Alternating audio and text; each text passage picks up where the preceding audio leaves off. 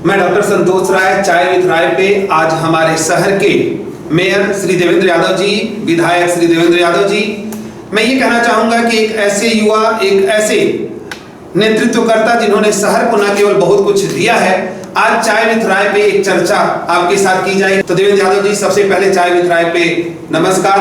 और पहला क्वेश्चन बगैर किसी औपचारिकता के कि आप आज के यूथ को अगर कोई संदेश देना होगा तो आप क्या देना चाहोगे?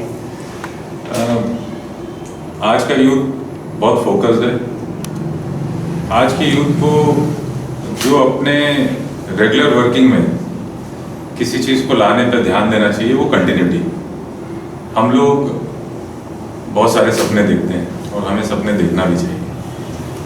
सपनों तक पहुंचने के लिए क्या माध्यम होंगे उसका निर्धारण करें हम लोग, और उस माध्यम तक, उस हमारे जो छोटे छोटे गोल्स होंगे, हमारे जो मेन गोल है उस तक पहुंचने के लिए जो हमारे पार्ट में हमारी प्लानिंग होगी, उस प्लानिंग को एग्जीक्यूट करने के लिए हमें कंटिन्यूअस एफर्ट डालने पड़ेंगे। तो कंटिन्यूटी सफलता का राज है। हो सकता है सबके माइंड सेटअप अलग अलग रहते हैं। कोई बहुत ज़्यादा शुरुआती दौर से ही बहुत ज़्यादा स्टूडियस रहता है, कोई कल्चरल एक्टिविटीज़ में बहुत ज़्यादा पोटेंशियल रखता है, कोई स्पोर्ट्स एक्टिविटी में बहुत ज़्यादा पोटेंशियल रखता है। लेकिन सक्सेस वो होता है जो कंटिन्यूअस एफर्ट देता है। हम कंटिन्यूटी में अपने आप को ग्रूम कर सकते हैं, अपने आप को और सुधार सकते हैं। तो मैं यूथ जो इतना शानदार, पूरे देश का यूथ है हमारा, जो लगातार नए नए चीज़ों में हर स्तर पर अपना नाम, अपने देश का नाम, अपने प्रदेश का नाम, अपने शहर का नाम रोशन कर रहा है, बस सभी से मैं यही कहूँगा कि कंटिन्यूअस एफर्ट्स करना हमको चालू करना पड़ेगा। यही सीखना है और मैं भी सीख रहा हूँ। देखिए, ऐसा है कि लाइफ जो है, मुझे ये लगता है कि ये हमें नई चीज़ें सिखाती है और हमें कभी भी सीखना, ग्रहण करना से रुकना नहीं चाहिए। हमें लगातार सीखना चाहिए। हम लोग सीखेंगे तो इम्प्रूव होंगे और कंटिन्यूअस एफर्ट डालेंगे तो सक्सेस होंगे। देवेंद्र यादव जी ने बड़े खूबसूरत तरीके से यह बात कही कि सभी यूथ को भी मैं कहना चाहूंगा कि लर्निंग प्रोसेस पे, सीखने की प्रक्रिया पे आपको निरंतर ध्यान देना है और यह एक कंटिन्यूअस प्रोसेस है। एक दिन सीख करके या एक दिन में सफलता नहीं हासिल की जा सकती।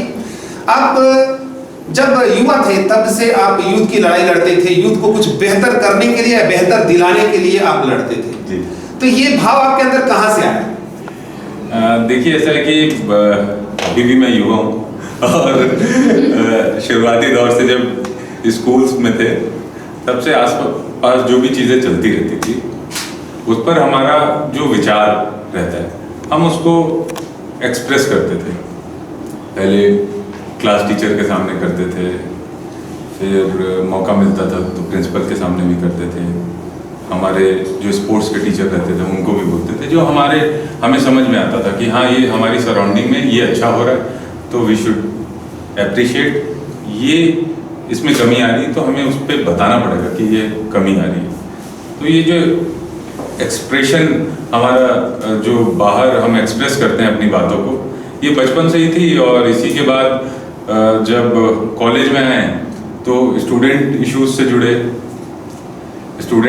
जुड़े बहुत सारी बातें ऐसी आती थी जिसमें ऐसा लगता था यूनिवर्सिटी में जाके हमें हमारे कुलपति साहब को, हमारे रजिस्ट्रार साहब को ये बताना चाहिए कि इससे बच्चों को समस्या हो रही है। तो वो बातें करने जाते थे तो धीरे धीरे करके ये यहाँ तक आ गया। कभी ऐसा सोचा नहीं था। मैं अगर कहूँ दिल से तो मैं लाइफ में बहुत सारे चीज़ों में फेल हुआ, लेकिन कभी ये नहीं पता था कि मैं पॉलिटिक्स में आऊँ। मैं 12th कंप्लीट करने के बाद पायलटिंग का कोर्स करने गया। एमपी फ्लाइंग क्लब भोपाल में मेरा एडमिशन हुआ और कुछ समय मैंने पायलटिंग का कोर्स किया। इसके बाद फिर वहाँ से मैं वो कोर्स छोड़ के वापस आ गया। फिर मैंने इंजीनियरिंग ज्वाइन की। इंजीनियरिंग कंप्यूटर साइंस ब्रांच से मैं कर रहा था। इंजीनियरिंग करते करते स्टूडेंट्स के इश्यूज पे कनेक्ट हो गया और उसके बाद लगातार छात्र हित में छात्रों के विषय को उठाने लग गए। भारतीय राष्ट्रीय छात्र संगठन से जुड़ गया, उसका जिला अध्यक्ष बन गया, प्रदेश अध्यक्ष बन गया और फिर यहाँ तक आ गए।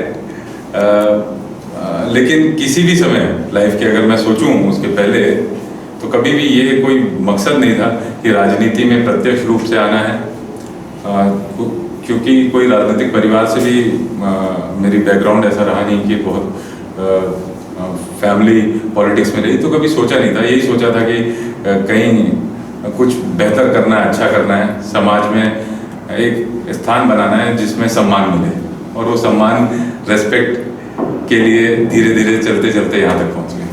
देवेंद्र यादव जी, आप बड़ी कम उम्र में, बड़ी छोटी उम्र में आप शहर के मेयर बने, फिर विधायक बने। तो क्या आप जब छात्र राजनीति में थे, NSUI में भी काफी आपने काम किया है और आपकी चर्चा हर जगह चलती थी, तो क्या आपके दिमाग में कहीं पहले से ये बात थी कि मुझे यहाँ तक जाना है? मैं जैसा पहले आपको बताया, कभी ये नहीं सोचा। मैं तो यही सोचता था कि मुझे एक्सप्रेस करना है कि क्या हो रहा है। अगर मेरे सराउंडिंग में कुछ अच्छा हो रहा है, फिर वो कोई भी करे, भले मेरा उससे संवाद हो या ना हो, तो मुझे उसको अप्रिशिएट करना है। अगर कुछ गलत हो रहा है तो उस पर भी अपनी बातें रखनी है। ये छात्र आंदोलन से धीरे धीरे यहाँ तक पहुँच गया, और कभी सोचा नहीं था, इसलिए शायद ये अवसर भी मिला। और मुझे जो लगता है कि मुझे इस स्थान पर लाने वाले कोई है तो भिलाई के लोग हैं। बड़ा प्यार दिया उन्होंने। कभी भिलाई में भी ऐसा किसी ने सोचा नहीं होगा, और ना मैंने कभी ये सोचा था कि 25 की एज में मुझे टिकट मिल जाएगी। लेकिन जब राजनीति में मैं शुरुआती दौर में मैं पहुंच गया था, मैं NSUI का प्रदेश अध्यक्ष बन गया था, तो सबके सपने रहते हैं। मैं भी सपने देखने लग गया था कि चलो कभी अवसर मिले, एक बार अवसर मिले लाइफ में, एक बार, मतलब MLA बनना है, ये मकसद हुआ करता था।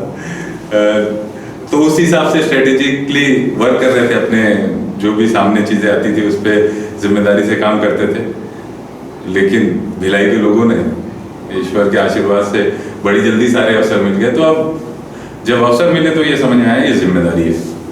मैं आपको बताता हूँ एक किस्सा। मैं महापौर का इलेक्शन लड़ा। इलेक्शन की जब काउंटिंग हो रही थी, तो काउंटिंग के समय मैं वहाँ पर पहुँचा। जब पहले राउंड की काउंटिंग हुई तो लगभग 4,500 वोटों से मैं आगे था। मैं बड़ा चिंतित था, 4,500 वोटों से आगे हूँ, अगले काउंटिंग में समझ में आएगा कि क्या स्थिति रहेगी। दूसरा, जब राउंड की काउंटिंग खत्म हुई तब भी मैं लगभग 4,400 वोटों से आगे था। तीसरे राउंड की जब काउंटिंग हुई तब भी लगभग यही रिजल्ट थे। उसके बाद मेरे जितने साथी थे, दोस्त थे, पार्टी के लोग थे, उनमें बड़ा उत्साह आ गया। सब बहुत खुश हो गए कि अब तो हम जीत ही जाएंगे, ये हो जाएगा, बहुत अच्छी लीड हो गई है। और मेरा जो उस समय मैं अच्छे से याद कर पाता हूँ, जो मेरी जो मेंटल स्थिति थी, मैं ना बहुत ज़्यादा और काम, और मतलब मैं बहुत सोच में पड़ गया था।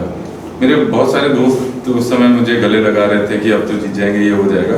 मैं उनसे कह रहा था कि नहीं, हल्ला नहीं करना है। कोई पार्टी के लोगों को भी बोल रहा था कोई ऐसा जश्न जैसा मत मनाइए, क्योंकि मुझे ये समझ में आ रहा था मैं इतने वोटों से जीत रहा हूँ, तो ये वोट किसी मतलब ऐसी नहीं मिले, ये उम्मीद है लोगों की, ये भरोसा है।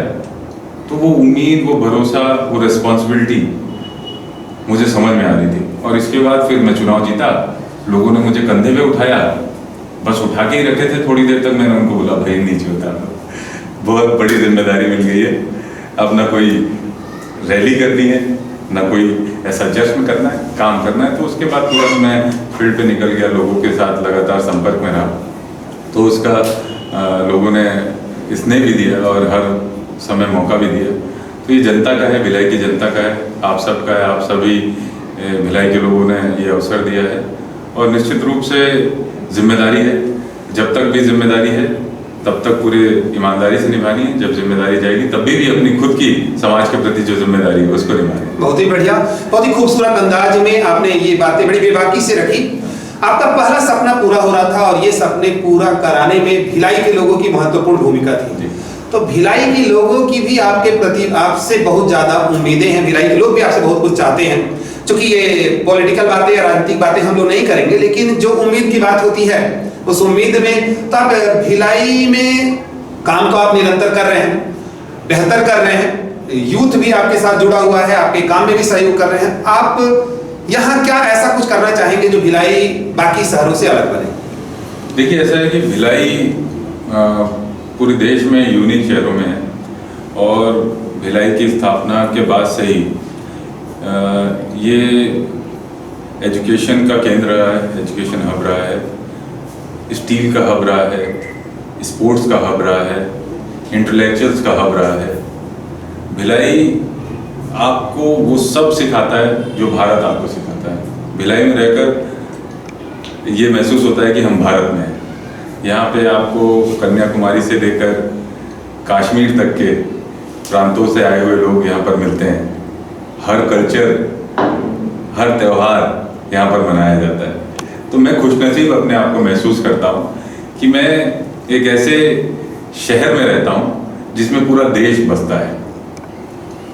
इस खुशनसीबी के साथ ही साथ जो जिम्मेदारी मेरे ऊपर आती है, पहला जो भिलाई का गौरव है, इसको निरंतर हम लोग बढ़ाते रहे। एजुकेशन हो, एजुकेशन पे कैसे नए अच्छे इंस्टीट्यूशंस या जो इंस्टीट्यूशंस गवर्नमेंट के हों या प्राइवेट इंस्टीट्यूशंस, उसको कैसे हम लोग अपनी तरफ से पॉजिटिव एटीट्यूड के साथ सहायता कर सकते हैं जिससे वो और ग्रूम करें। बट जो हमारे गवर्नमेंट के स्कूल्स हैं, आप देखे होंगे गवर्नमेंट के स्कूल्स की स्थितियाँ धीरे धीरे करके इम्प्रूव हो रही है। वो एक फोकस पार्ट है। हमने इंग्लिश मीडियम स्कूल भी इस सत्र से चालू करवाए हैं ताकि गवर्नमेंट में भी अच्छी सुविधाएं मिले। उसी तरह स्पोर्ट्स में हम लोग भिलाई ने बड़े बड़े प्लेयर्स को दिया, अच्छे प्लेयर्स को दिया, और अब जाकर हम देखते हैं कि बीएसपी चूँकि अपनी पहले के मुताबिक अभी अपनी सोशल रिस्पॉन्सिबिलिटीज़ पे उतना वर्क नहीं कर पाती, तो हम लोगों ने भी स्टेट गवर्नमेंट की तरफ से इसकी जिम्मेदारी लेते हुए बहुत सारी जगह हम लोग फुटबॉल स्टेडियम बना रहे हैं, क्रिकेट स्टेडियम बना रहे हैं, बास्केटबॉल स्टेडियम बना रहे हैं। और केवल हमारा ध्यान इस पर नहीं है कि हम लोग इंफ्रास्ट्रक्चर खड़ा कर लें। इंफ्रास्ट्रक्चर खड़ा करना आसान काम है। आप सत्ता में हो, सरकार में हो, आपको अधिकार दिया है जनता ने, तो आप जनता के अधिकार से, जनता का ही पैसा से कोई इंफ्रास्ट्रक्चर खड़ा कर सकते हो, लेकिन वो इंफ्रास्ट्रक्चर जीवित अवस्था में रहे, इसकी मुख्य जिम्मेदारी है। तो हमारे जितने स्टेडियम्स हैं, हमारे जितने स्कूल्स हैं, हमारे जितने गवर्नमेंट की इंफ्रास्ट्रक्चर है, उस पर लोगों के उपयोग हो, सही लोग उसका संचालन करें और गतिविधियां आगे बढ़ें। अगर हम इंग्लिश मीडियम स्कूल खोलते हैं और वहाँ पे टीचर्स प्रॉपर नहीं रहेगी, व्यवस्थाएं प्रॉपर नहीं रहेगी, सारी चीज़ें इंफ्रास्ट्रक्चर होने के बाद भी वो उपयोगी नहीं हो पाएगा। तो वो कंसिस्टेंसी जो मेंटेन करनी है, उस पर हम काम कर रहे हैं।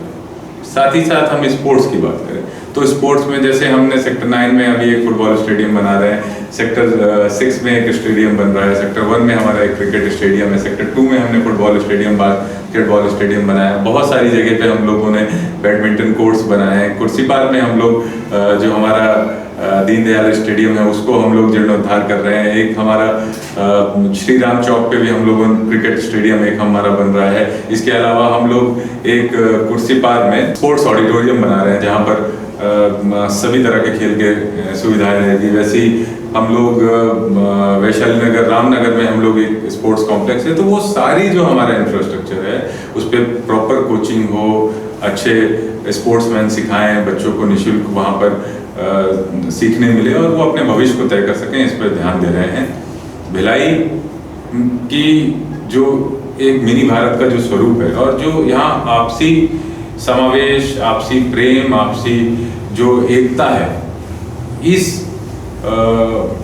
इसको भी मजबूत बनाए रखने की जिम्मेदारी हमारी है। उस पर भी हम विशेष ध्यान देते हैं। और साथ ही साथ जो भिलाई का जो स्वरूप है, जो इंटेलेक्चुअल्स लोग हैं, चर्चा होती है यहाँ पर डिबेट होता है, यहाँ पर पूछते हैं, सवाल पूछा जाता है कि भाई आप क्या कर रहे हैं। तो ये प्रथा बनी रहे और मजबूत रहे, लोगों के साथ ऐसा संवाद रहे, लोगों के साथ ऐसी बातचीत रहे कि अधिकार से लोग अपने लीडर से या रिस्पॉन्सिबल पर्सन से वो कम्युनिकेशन रख सकें। उस कम्युनिकेशन के पीछे भी हमेशा काम कर रहे हैं। बहुत ही बढ़िया।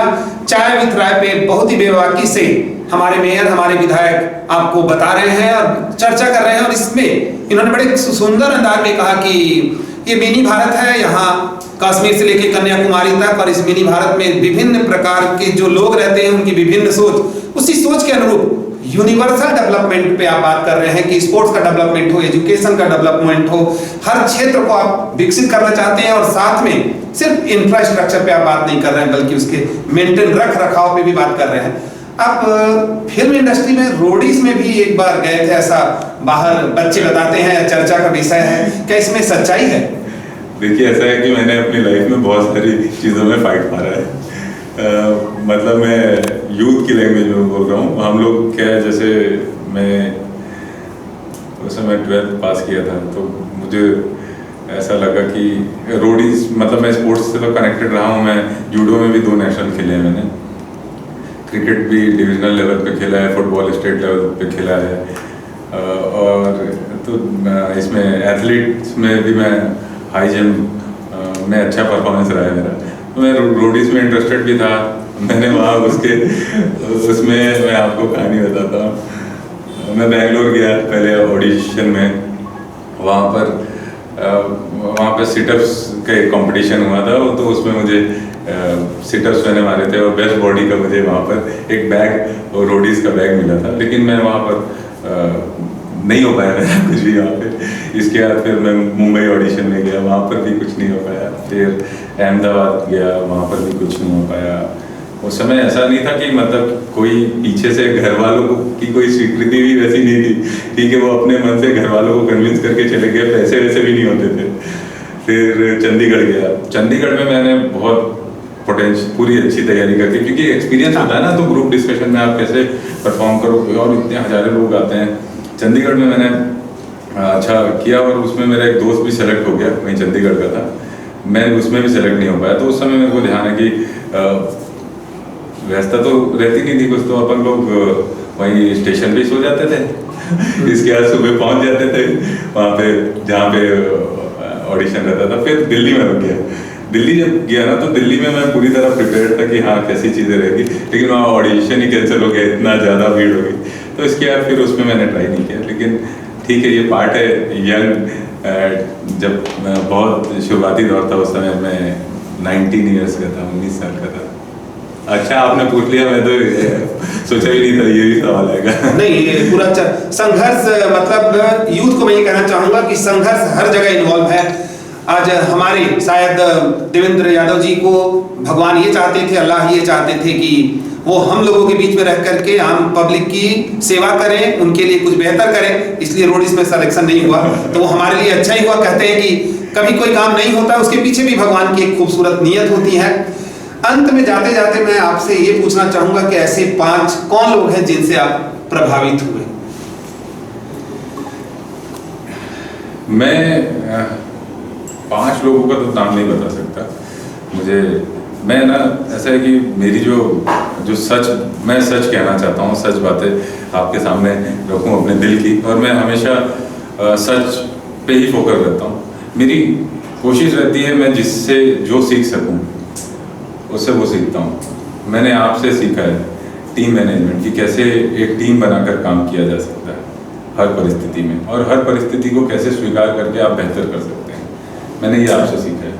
मैंने देखा जब कोविड का समय था, जब एजुकेशन फील्ड से रिलेटेड लोग, क्योंकि कोचिंग्स सेंटर्स बंद हैं, स्कूल्स बंद हैं, कॉलेजेस बंद हैं, तब भी आप अपने काम को कैसे एग्जीक्यूट कर सकते हो। तो मेरा ये प्रयास रहता है कि मैं हर व्यक्ति से कम्युनिकेशन बनाऊं, हर व्यक्ति से उसके अंदर जो अच्छी चीज़ें हैं उसको सीखूं और उसको अपने अंदर में गेन करूं, और साथ ही साथ जो मैं उसको कुछ अच्छे सजेशन दे सकता हूं, जो मेरा एक्सपीरियंस है वो भी दूं। और अगर फोकस करके 5 लोगों के नाम बोलोगे तो मैं 5 नहीं, 1 जन का नाम बोलूँगा। मैं भगत सिंह की जीवनी मैंने पढ़ी है, मैं भगत सिंह का फॉलोवर हूँ, और मैं भगत सिंह को अपने आइडल के रूप में। बहुत ही बढ़िया।